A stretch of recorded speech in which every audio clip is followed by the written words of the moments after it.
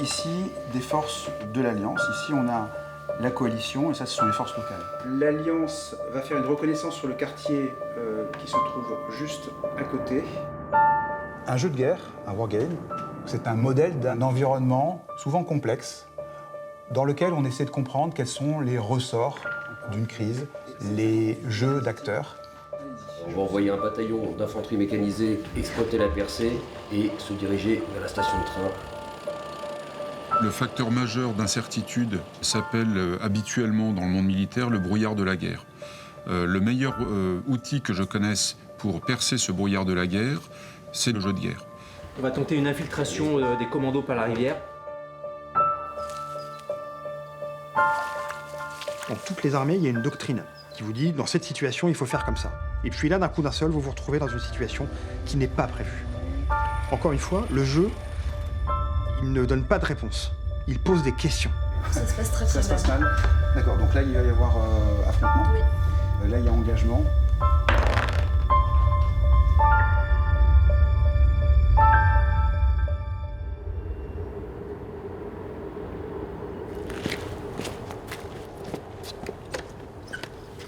Le commandant Antoine Bourguillot est l'un des rares spécialistes du jeu de guerre en France. L'un des acteurs de sa renaissance au sein des armées. Pour lui, la guerre est aussi un art, celui de la stratégie et de la tactique. Avec des pions, des dés et des cartes, il entraîne les officiers de l'armée de terre à faire face à l'imprévu. Le scénario qu'on va jouer ici, c'est un scénario où les rouges sont en attaque. Leur objectif, c'est de s'emparer du franchissement de la coupure qui est ici, là, donc au niveau du village de Barthélemy. Donc on était dans la colonne des 4-5, on va taper dans la colonne des 3. Très bien. Donc vous lancez les dés. Depuis quelques années, le jeu de guerre suscite un regain d'intérêt au sein des armées françaises. Dans un monde de plus en plus complexe, il permet de tester des options, sans avoir à déployer de troupes sur le terrain. Le jeu et la guerre sont d'ailleurs liés depuis toujours. Les échecs ou le jeu de Go sont les ancêtres du Kriegspiel, le jeu de guerre moderne. Il a été inventé par les Prussiens dans les années 1800, après leur défaite face aux troupes françaises. En général, les armées qui sont vaincues sont tout le temps des armées qui essaient de comprendre pourquoi elles ont été vaincues. Et cet outil, en fait, il va arriver à maturité, en gros, vers 1824. C'est-à-dire après les guerres napoléoniennes. On utilise une carte topographique, on utilise des pions, et puis, effectivement, on utilise les dés. Ils servent à représenter ce que Clausewitz appelle, et qui est au centre de sa pensée, la friction. La friction, c'est tout ce qui est susceptible de ne pas bien se dérouler dans un plan. À la fin du 19e siècle, les marines s'emparent de cet outil. Entre la fin de la Première Guerre mondiale et le début de la Seconde, le Naval War College américain à Newport a organisé pratiquement 350 parties de wargame. C'est considérable. Et on parle de parties qui durent des semaines. Après les deux explosions nucléaires d'Hiroshima et Nagasaki, certains se sont dit qu'il était absolument devenu inutile d'utiliser des jeux. Quelqu'un, par plaisanterie, avait dit qu'il suffirait de dégoupiller une grenade, de la poser au milieu de la table et puis de regarder combien de pions resteraient sur la carte pour déterminer le vainqueur. Je pense que le jeu de guerre, effectivement, il est réapparu très clairement dans le domaine français depuis, je dirais, quelque chose comme une dizaine d'années, une petite dizaine d'années. Bravo, Créneau Art. Et vous avez également... Allez, Pendant longtemps, la pratique du jeu de guerre a souffert d'un manque de notoriété en France. Trop souvent considéré comme un passe-temps ou un divertissement réservé à quelques initiés. Mais le wargame refait aujourd'hui ses preuves comme outil de planification, de formation et de prospection à moindre coût. On déploie les mêmes effectifs qu'une division au total, bleu et rouge confondus, 10 000, à peu près 10 000 hommes sur le terrain. Enfin, ce sont des ordres de grandeur, mais voilà, ça permet de pratiquer la tactique à bas coût avec cet aspect échange, l'aspect duel. À la fin, il y a un perdant ou un vainqueur, et c'est aussi intéressant pour goûter le goût de la défaite. Alors, il est possible de recompléter des unités qui ont pris des pertes, mais on ne peut jamais les recompléter à 100%. Donc l'objectif pour nous, c'est de mettre des gens autour d'une table pour qu'ils se parlent. C'est-à-dire pour qu'ils disent ce qu'ils font aux autres, pour qu'ils leur apprennent comment ils bossent. Vous n'obtiendrez jamais des résultats de ce genre si vous mettez 25 personnes, 150 personnes dans un amphithéâtre où il y avait quelqu'un qui fait défiler l'habituel PPT avec ses 45 slides sur l'offensive, la défensive. Là, l'objectif, c'est que tout le monde soit émetteur et récepteur de savoir. Merci à vous. Merci. Alors comment créer un bon jeu de guerre? À Toulon, la Fondation méditerranéenne d'études stratégiques en développe en ce moment pour la Marine nationale. Pierre Razou fait partie d'une petite caste, celle des créateurs de wargames. Ils ne sont qu'une poignée en France. C'est un art complexe, un travail d'équilibriste pour modéliser des zones de conflit et trouver les thèmes stratégiques qui intéresseront les armées. Typiquement, un wargame aujourd'hui aéroterrestre sur l'Ukraine, bien sûr que ça va intéresser plein de gens. Un wargame sur assaut sur Taïwan ou sur la prochaine guerre de Corée, oui, bien sûr, ça peut intéresser les gens. Un wargame sur le Moyen-Orient, c'est d'ailleurs pour ça que à l'époque j'avais conçu Fitna, ça c'est certain que ça va intéresser des gens. Ensuite, vous avez des situations où on vous passe une commande. La marine nous dit, voilà, on aimerait que vous nous fassiez un wargame qui serve à éduquer en termes de flexibilité nos équipages, nos officiers. Quels vont être les éléments clés dans une éventuelle confrontation? Quand vous jouez ici à ce wargame sur cette portion d'océan Indien, vous y passez une journée ou une demi-journée, je peux vous assurer qu'à la fin, les participants, ils ont compris qui était quoi, qui jouait quoi. C'est un système complètement ouvert où la partie, elle peut évoluer de manière totalement imprévisible. Parce que c'est comme ça dans la vraie vie.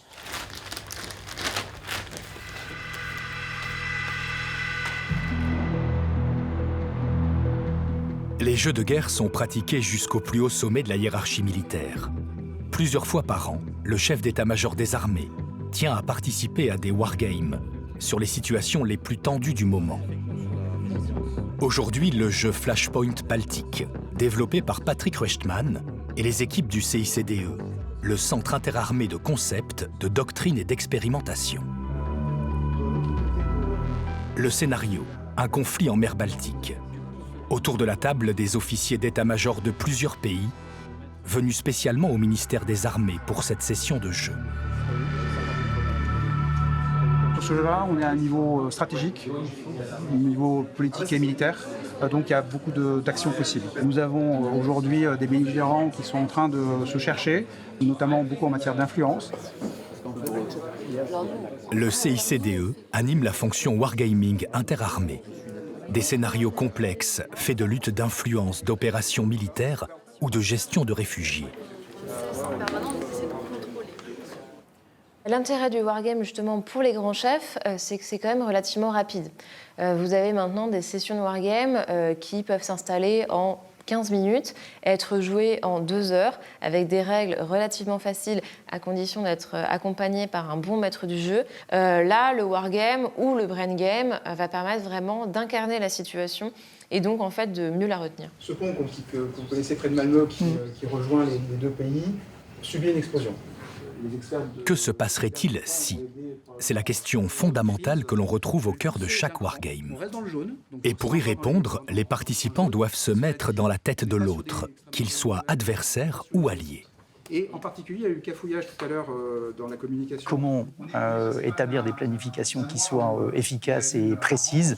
Le wargame est une des solutions. En fait, ici, l'avantage, c'est que c'est un travail collectif avec des cerveaux qui se mettent en relation les uns et les autres à différents niveaux. Ça peut être au sein d'une même armée pour des opérations du niveau opératif.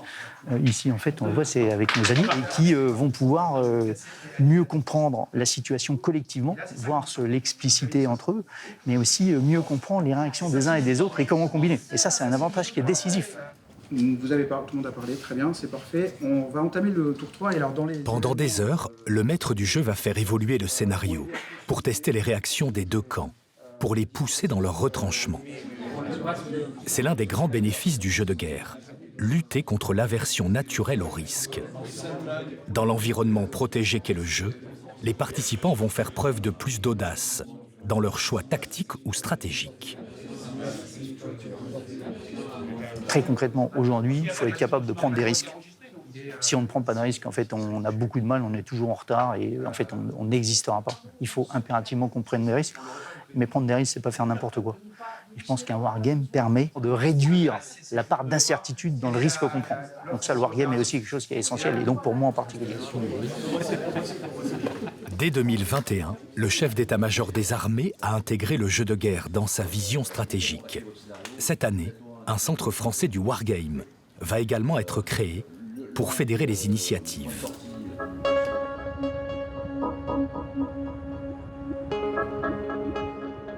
Petit à petit, la culture du wargame infuse dans toutes les armées, et ce dès le stade de la formation. En 2017, le jeu de guerre a fait son entrée à l'École de l'air et de l'espace. L'armée de terre et la marine nationale intègrent également des modules wargame dans leur cursus. Par sa forme ludique, l'outil plaît à ces jeunes officiers et complète bien leurs cours magistraux. Regarde bien les mouvements, c'est quoi? On est sur le 5 pour celui-là. Bonjour à tous. La première séance du jour, c'est un jeu qui porte sur le Moyen-Orient, un scénario qui, avec l'actualité du moment, bien sûr, fait écho. Et l'idée pour vous, ce sera aussi de mieux maîtriser et de mieux comprendre comment s'articule l'arme aérienne dans son contexte politique. Ok, et à ce moment-là, c'est vrai que c'est vraiment l'endroit où on peut confronter nos idées et nos manières de commander. Et on a aussi eu la chance de faire des parties avec nos cadres. Et dans ce cadre-là, on a vraiment eu une possibilité de confronter des visions et des manières d'agir différentes. Et là, on a vraiment pu monter en compétence, de nous préparer à ça dès maintenant. C'est vraiment prendre de l'avance sur notre vie d'officier. Du coup, c'est 2 de chaque, on a dit? Oui, 2 de chaque. Tu peux me passer 2 events? Si on a choisi l'échelle stratégique finalement comme échelle de travail, à travers les wargames que l'on utilise à l'école de l'air et de l'espace, c'est pour faire comprendre à nos élèves et à les initier finalement au rôle politique de l'arme aérienne. En quoi c'est une armée qui, par son existence, par sa capacité de déploiement, avant même l'usage de la force, porte en elle finalement l'action politique. Sachant que pour nous, ça couvre aussi un autre objectif, qui est celui de leur faire toucher du doigt l'intérêt que peut représenter le wargame comme outil de commandement. Et l'alchimie semble prendre, à tel point que les élèves se sont lancés dans la création de leur propre jeu de guerre. Élaboration du scénario, de la carte, conception des pions, impression en 3D, l'école de l'air et de l'espace possède un Fab Lab complet qui permet aux futurs officiers d'exprimer leur créativité. Les élèves travaillent sur des wargames un peu particuliers, les jeux matriciels. Ici, la tactique ou la stratégie ne sont pas le plus important. Il faut d'abord faire appel à sa capacité d'argumentation. L'idée des jeux matriciels, c'est d'avoir finalement quelque chose de beaucoup plus ouvert, à la différence d'autres jeux qu'on a fait auparavant. Cette fois-ci, vous incarnez tous une faction, et à chaque tour, vous aurez une action. La seule règle, c'est que cette action doit être crédible. Et on commence par l'Inde. L'Inde va envoyer une équipe de chercheurs au niveau du Gange afin de déterminer la source de cette pollution. En tant que dirigeant pakistanais, j'ai eu des retours comme quoi la population musulmane du nord de l'Inde était discriminée dans l'accès au traitement vis-à-vis du choléra. Et donc je fais un discours à l'ONU pour sensibiliser toute la communauté internationale à la discrimination actuelle dans le nord de l'Inde. Très bien, on passe donc au Tadjikistan. Donc en qualité de représentant du Tadjikistan, je vais bien sûr accepter la demande de l'Inde de vouloir les aider pour justement trouver la source de ces possibles épidémies de choléra. Donc j'apporte mon soutien à l'Inde. Qu'est-ce que vous en retirez de différent par rapport à ce qu'on a pu voir précédemment? Finalement, on peut voir que l'outil militaire, c'est pas le seul outil qui peut peser sur la scène internationale. On voit qu'on a plusieurs leviers qui sont possibles. Très bien. Chaque armée utilise le jeu de guerre à des fins différentes. Outils de formation à l'école de l'air et de l'espace, entraînement tactique dans l'armée de terre, réflexion stratégique au sein de l'état-major. Le wargame est un outil multifonction. La Marine nationale s'en sert entre autres pour ses réservistes, afin de les maintenir à niveau. Le créateur de jeux Pierre Razou et Nicolas Mazzucchi, du Centre d'études stratégiques de la Marine, mènent aujourd'hui la partie. Avec une équipe française-européenne, une équipe qui représente l'Alliance AUKUS, une équipe qui représente la Chine et une équipe qui représente l'Inde, vous êtes dans la peau de l'amiral commandant les opérations. Vous ne décidez pas de vos objectifs, ceux-là vous sont donnés par le niveau politique, comme dans la vraie vie. Et donc les Maldives deviennent le verrou à conquérir d'une manière ou d'une autre, soit par la politique et l'influence, soit par la force. Vu tout ce que je viens de vous expliquer, la tension est passée à 2. Vous arrivez à 10. Le jeu s'arrête, tout le monde a perdu. Échange d'une dizaine de frappes nucléaires tactiques sur zone, notamment en mer. Et on arrête le jeu et vous avez tous perdu. La grande difficulté qu'on a eue dans la conception de ce wargame, ça a été bien évidemment de simuler les grandes caractéristiques stratégiques du milieu maritime, que sont l'immensité, la fluidité et l'opacité. La mer, c'est une action qui est en 3 dimensions, sous la mer avec les sous-marins, en surface et dans les airs. Montrer aussi que la marine, c'est une armée de l'influence, que par le positionnement des navires, le comportement des navires dans ce wargame, on obtient des effets politiques sur les pays d'une certaine zone. Subrepticement, des mines navales sont découvertes dans le golfe d'Aden. Ce qui revient à dire que le golfe d'Aden est miné. Mais le problème, c'est que le sous-marin, non. Le sous-marin, parce qu'il y a ça. Mais regardez. Parce que... Contrairement à des simulations très complexes, le jeu de guerre sur plateau reste accessible à tous les publics. Il permet des échanges entre des visions du monde différentes. Ah oui. Effectivement, c'est un jeu, mais c'est surtout avec des profils complètement différents, parce qu'on est des officiers d'actifs pour certains, des officiers de réserve pour d'autres, des civils réservistes citoyens, et donc des visions complètement différentes, mais qui se complètent. Et une fois qu'on comprend les effets des cartes, des dés, des actions, de l'influence, de la contre-influence, ben finalement, on est ancré dans notre temps actuel. La meilleure performance, malgré tout, ce sont les États-Unis, qui ont pris le contrôle de 2 États quand même, un clé et l'autre mineur, mais juste devant eux, les Chinois qui ont fait quand même des bons coups puisqu'ils ont récupéré les Maldives, même s'ils n'ont pas pris d'influence, jouent avant-dernier. Ok, bon bah donc bon appétit, on va sûrement se croiser. Donc rendez-vous 13h30. Simple et peu cher, le bon vieux jeu de plateau est lui aussi en train de vivre sa révolution numérique. Voici le Wargame version 2.0, mis en place par la Direction générale de l'armement et son centre d'analyse technico-opérationnelle de défense, le CATOD. Des jeux très complexes avec des centaines de paramètres et d'interactions possibles. L'objectif du jour, s'entraîner en vue d'une rencontre France-États-Unis sur un jeu de guerre entièrement numérisé. Bonjour à tous, du coup merci beaucoup d'être arrivés aujourd'hui pour ce jeu à blanc pour le Wargame franco-US. Donc pour rétablir un peu le contexte pour tout le monde, le CATOD a un accord avec le TRAC américain, un accord d'échange pour améliorer les méthodologies et les outils liés au wargaming. Et on cherche plus à vous faire réfléchir en joint avec les Américains, plus qu'à vous forcer à utiliser un outil pour utiliser un outil. Voilà. C'est pas vous qui êtes au service de l'outil, c'est l'outil qui est au service des opérationnels. L'école de guerre terre a sélectionné une équipe d'officiers pour représenter le camp tricolore. Dans quelques semaines, ils mèneront une offensive conjointe avec les Américains face à un ennemi commun. Donc là, on incite l'ennemi à basculer à l'ouest de notre fuseau. Donc on freine plus dur à droite, on freine plus mou à gauche, et à gauche on fait un effort attrition. Ce que je voudrais, c'est qu'il débouche au nord de Lima 3 à partir de 40 heures. Enfin, il nous reste 40 heures. Ce qui fait qu'ils arrivent 5-2, là, on arrive à peu près à 38 heures ici. Et ici, lui... Ici, la coopération est autant opérationnelle que technologique. Les spécialistes de la tactique et les ingénieurs de l'armement cherchent à anticiper les menaces futures. C'est principalement ce qui intéresse la DGA dans ce wargame. De quel type de matériel vont avoir besoin les forces armées? Et pour faire face à quels défis? Nous, on est plutôt sur les wargames dits analytiques ou capacitaires, donc de préparation de futures capacités ou de futures doctrines ou des concepts d'emploi associés à de nouveaux systèmes d'armes. Ça permet effectivement de bien définir de ce qu'ont besoin les forces, et donc de mettre en situation les décideurs et effectivement, à partir des résultats qu'on exploite, de définir des orientations et des choix. Je vais juste identifier pour vous différents personnages qui peuvent vous aider. Il s'agit de modéliser les capacités de demain.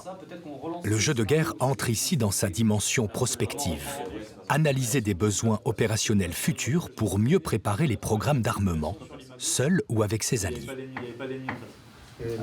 À quel endroit là? Celle-là? Oui. Les États-Unis et la France ont deux façons, des fois communes, mais des fois disjointes de fonctionner. Donc ça permet d'en apprendre sur l'autre et de découvrir peut-être aussi des nouveaux moyens de collaborer ensemble sur ce type de conflit dont on n'avait pas forcément encore découvert l'existence. Et ça peut aussi mener à des projets de développement technologique commun pour faciliter justement ces collaborations. Donc on peut parler notamment au niveau de la communication, des systèmes d'information qui sont nécessaires aujourd'hui dans les guerres du futur pour échanger de l'information entre unités. Donc là, on va passer à l'arbitrage avec ce qu'on a pu faire déjà paramétrer. Comme ça, ça va vous permettre de voir comment ça se déroule au niveau du simulateur, au niveau du temps. Les enseignements de ces parties vont aider la DGA à préparer les programmes de demain, en lien avec les opérationnels. On va explorer cette solution, je garantis. Imaginez le futur grâce au Wargame. Le concept a été poussé à son maximum avec le projet Red Team Défense.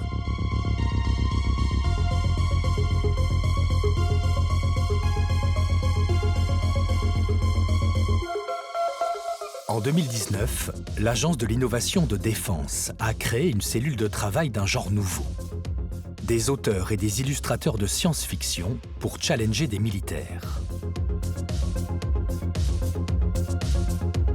Quand on applique cette logique du faire autrement, de sortir du cadre, le meilleur moyen est d'avoir recours à des acteurs externes.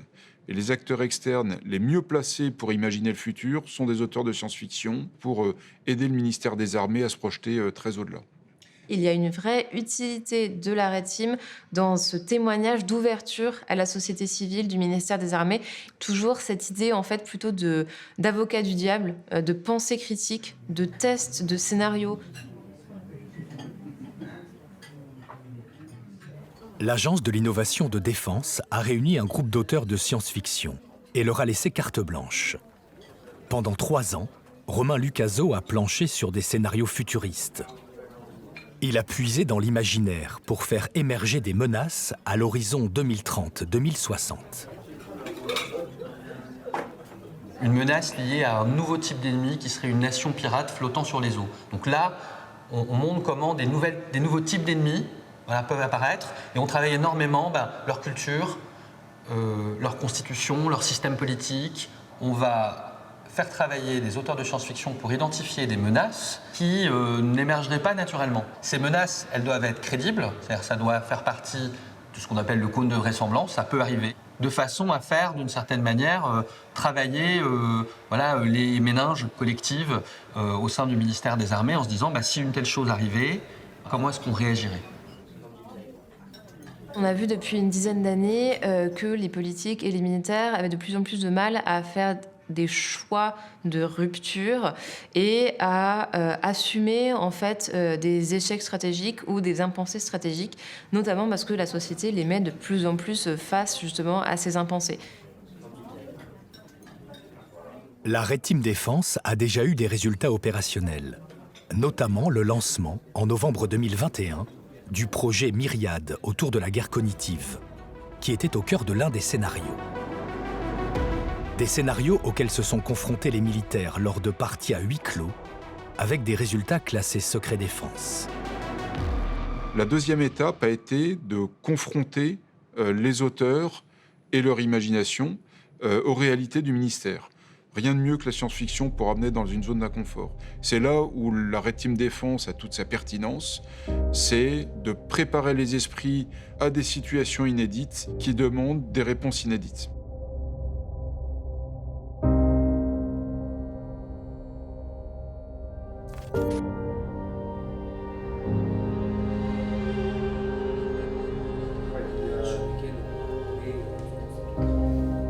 Des jeux de plateau aux jeux numériques, en passant par des scénarios de prospection.